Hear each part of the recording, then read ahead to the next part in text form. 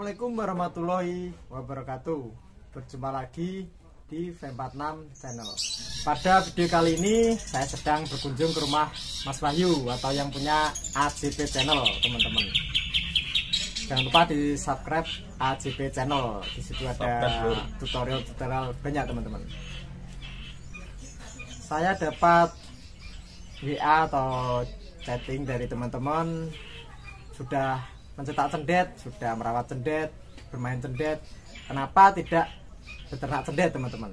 Nah, pada kesempatan kali ini saya akan belajar cara beternak cendet langsung dari suhunya atau langsung ini suhunya. Ini Mas Wahyu ini sudah berhasil ternak cendet, teman-teman, dan sudah beberapa kali menghasilkan anakan burung cendet.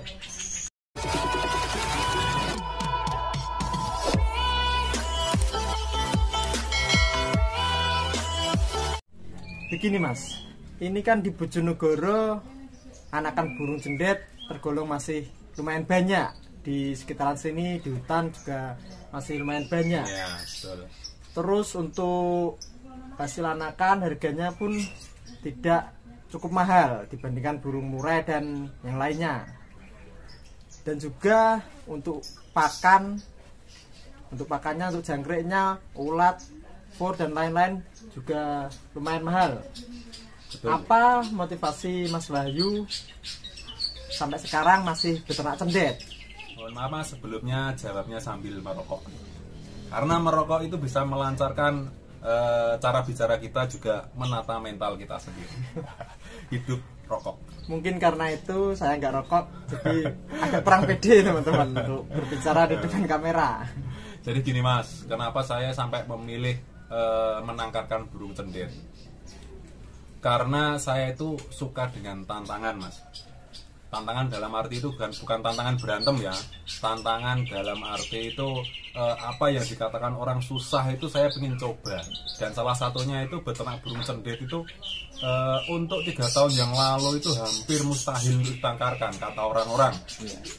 Karena dalam pikiran orang-orang itu burung cendet itu kalau kawin terbang.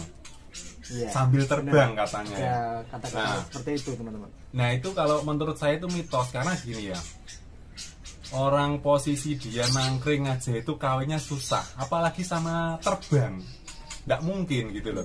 Nah itu yang menjadi motivasi awal saya untuk menangkarkan itu, mencoba mematahkan mitos-mitos tersebut. Karena saya berhasil menangkarkan burung cendet itu cuma di kandang kecil ini ya, itu sudah jadi. Dan kalau memang dihitung dari segi harga, untuk cendet sendiri tergolong masih murah ya di sini, karena di hutan masih banyak. Tapi untuk di desa-desa saya hampir bisa pastikan sudah punah. Nah itu yang menjadi motivasi saya, itu pengen mencoba menangkarkan burung cendet. Karena kalau kita pikir-pikir Mas, semakin lama burung cendet itu pasti punah. Karena apa? Karena tidak ada yang menangkarkan. Dan banyak yang berburu, banyak yang mencari. Kalau tidak ada kawan-kawan yang berusaha untuk menangkarkan, lama-kelamaan pasti saya pastikan punah, gitu loh. Maka dari itu saya pengen mencoba mencetak burung prestasi itu dari anakan saya sendiri Mas. Itu yang menjadi motivasi awal saya. Kalau dipikir-pikir memang benar, teman-teman. Burung cendet lama-kelamaan kalau sering diburu dan sering banyak yang memelihara, itu pasti lambat laun akan punah, teman-teman. Kalau tidak ada yang beternak, mungkin anak cucu kita tidak ada yang tahu seperti apa burung cendet itu, teman-teman. Mungkin taunya hanya di video ya Mas. Di YouTube. Di video YouTube. Ya. Ini saya sudah ada beberapa pertanyaan dari teman-teman di sosial media tentang cara beternak cendet. Yang pertama, proses penjodohan Mas. Gimana cara proses penjodohan burung cendet?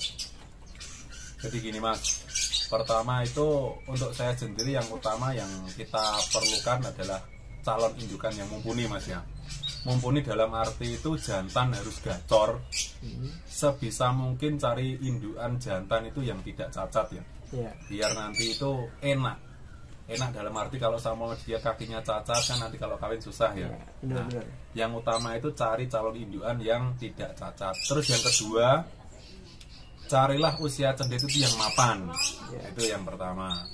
Terus untuk proses penjodohan sendiri saya menggunakan sistem, ada yang sistem tempel karena saya sudah punya 3 pasang, yang sepasang kemarin laku.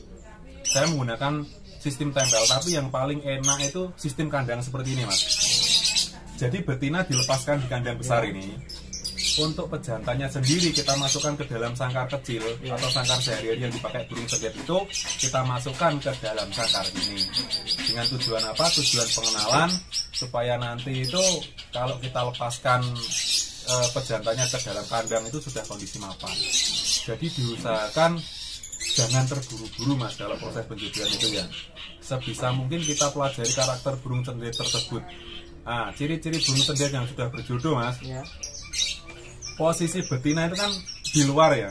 Maksudnya di kandang besar ini dan jantan ada di kandang kecil.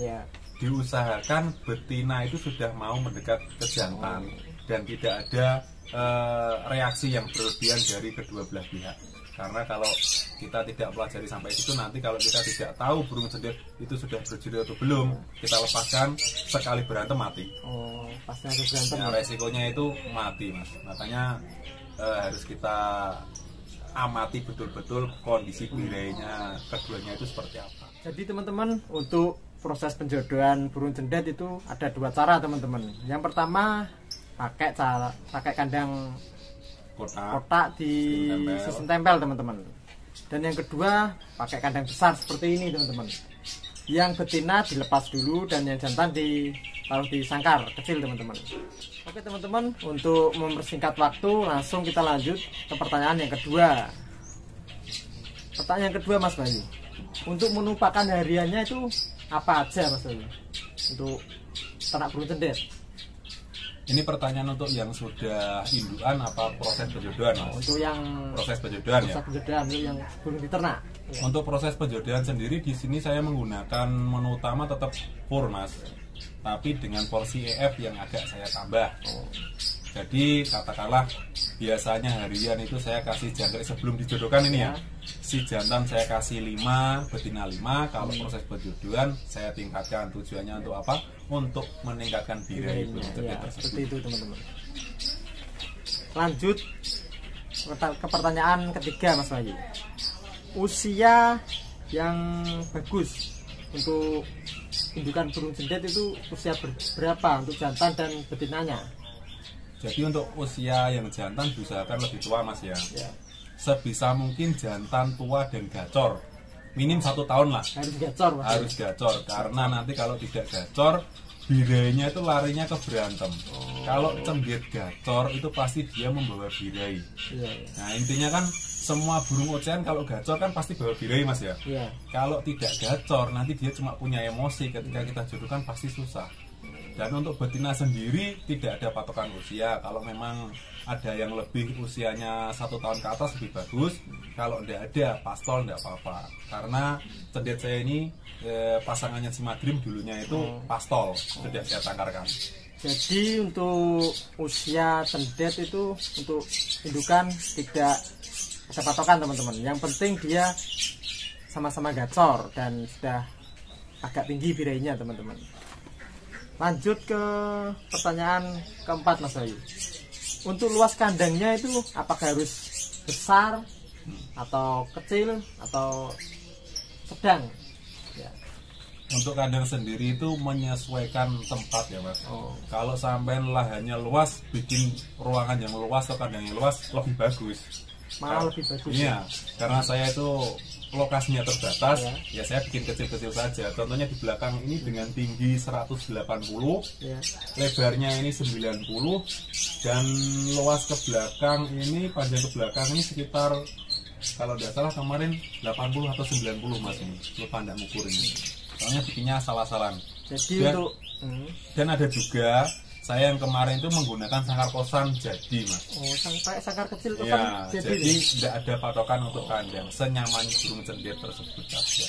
Jadi untuk ukuran luas kandang itu tidak mempengaruhi untuk beternak cendet teman-teman. Ya. Jadi besar bisa, kecil bisa, Kecil bisa. menyesuaikan tempat kita teman-teman. Ya. Jadi tidak ada alasan untuk teman-teman dengan alasan tidak punya lahan, karena sangkar kosan pun jadi. Langsung lanjut ke pertanyaan ke-5 Mas Bayu. Ya. Sekaligus pertanyaan yang terakhir. Untuk video lebih jelasnya mungkin kita sambung lain waktu ya Mas Bayu. Oke, Lain siap. waktu. Langsung kita praktek ya. Oke. Ada bahan untuk praktek cendet Madura. Ada bahan praktek teman-teman. Itu ada cendet dari Madura katanya Mas Bayu ini. Asik. Pertanyaan yang kelima untuk sarang Mas Bayu. Untuk sarang ini burung cendetnya buat sendiri atau Mas Bayu yang buatkan? Buatkan. Ya. Jadi untuk sarang sendiri yang pertama itu saya buatkan, Oh, karena kemarin itu pengalaman dari Madrim ini dia tidak bisa buat sarang.